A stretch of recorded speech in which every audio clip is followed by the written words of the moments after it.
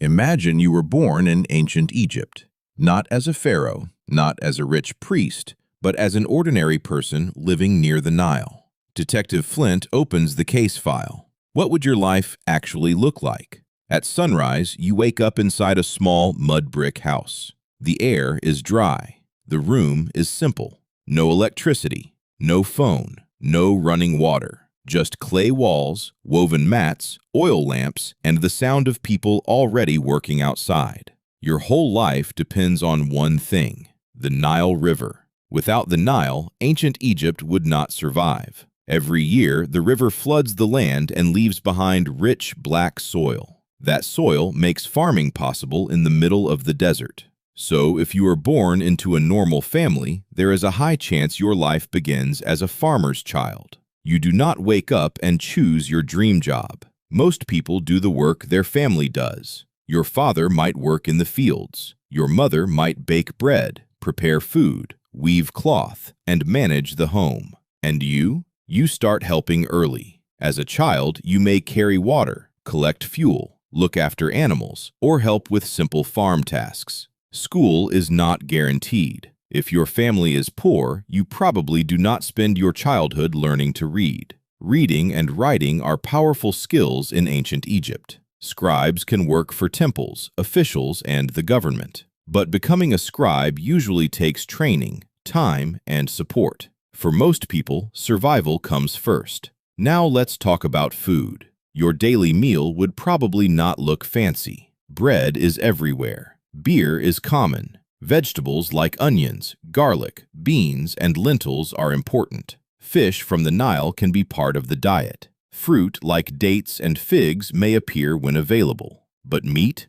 For ordinary people, meat is not something you eat every day. It is more special. Maybe for festivals. Maybe if your family has enough wealth. Most of the time, your food is simple, filling, and practical. But life near the Nile is not only peaceful. The river gives life, but it also brings danger. Crocodiles live in the water. Hippos are powerful and dangerous. Insects, disease, and dirty water can make people sick. A small infection can become serious. There are no modern hospitals, no antibiotics, no emergency room waiting for you. Ancient Egyptians did have medicine. They used herbs, bandages, surgery for some injuries, and religious rituals. But if you get very sick, your chances depend on luck, knowledge, and how serious the illness is. That is why childhood is dangerous. Many people do not survive to adulthood. But if you do survive childhood, you could live much longer than people often think.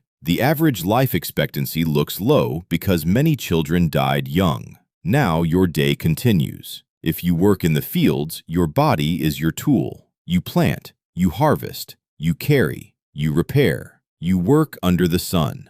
During certain times of year, when the Nile floods the fields, farmers may be called to work on state projects. This is where people often misunderstand ancient Egypt. The pyramids were not built by random aliens. They were built by organized human labor, planning, skill, and huge amounts of resources. Workers could include labor crews who were fed and managed by the state. It was brutal, difficult work, but it was human work. Now imagine you are not poor. Imagine you are born into a wealthier family. Your life changes completely. You may have better food, cleaner clothing, more protection, maybe even education. If you become a scribe, your hands may hold a reed pen instead of a farming tool. That changes everything. A scribe can record taxes, count grain, write official documents, and work close to power. In ancient Egypt, writing is not just a skill. It is a way to escape the hardest labor. But even if you become successful, you still live inside a world ruled by religion,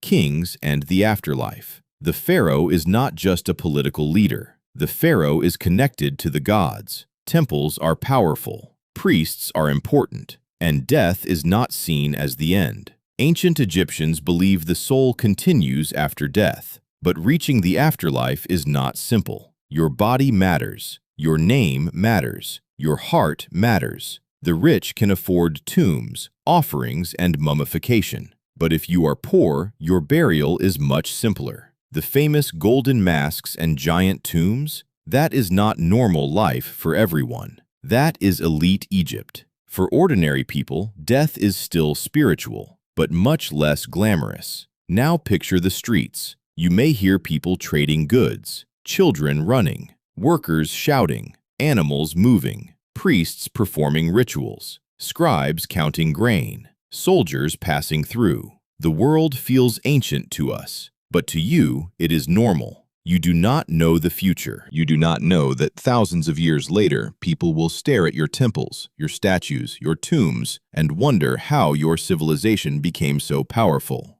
To you, life is simple. Work, family, food, river, gods, survival, and maybe, if you are lucky, a chance to rise above the life you were born into.